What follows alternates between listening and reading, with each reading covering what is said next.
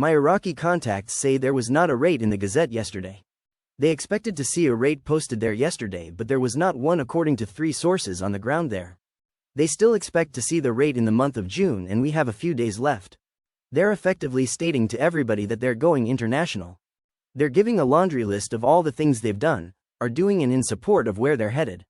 When we get to the point when things are very quiet, which they are, we know that we're close, and we know that this is about to go. How can Sadani say again today the dinar is worth more than the dollar, yet it's still 1320? My bank guy says, simple.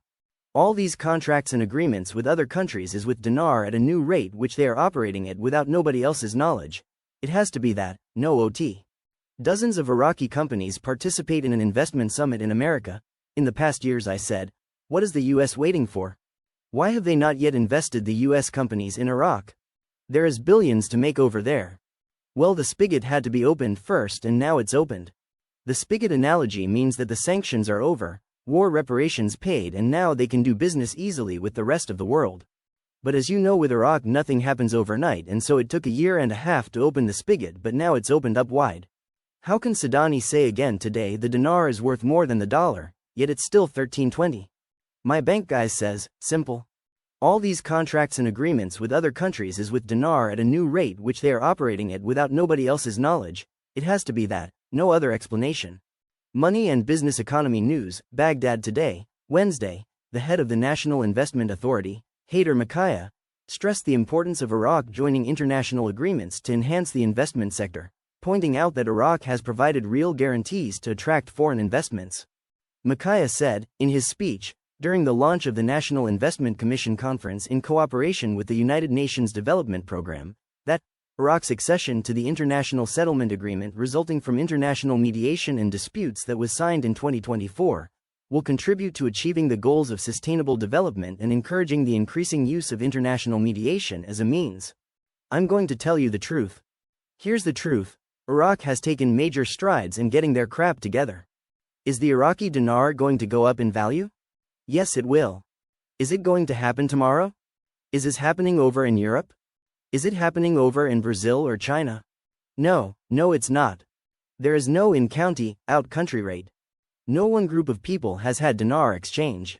Nobody's got their blessing. Oil is in the budget for 2023 was at $70, but oil has been over $80 for quite some time. They're gaining a lot of money. Then they've increased non-oil revenues at the borders, a lot of money. Liquid natural gas, etc., a lot of money. This is happening. They've talked about sovereign funds. If all the stuff is what they're saying it is, these guys are going to be popping with money. Prime Minister Mohammed Shia al-Sudani confirmed that Iraq has become a safe and attractive environment for capital from international companies.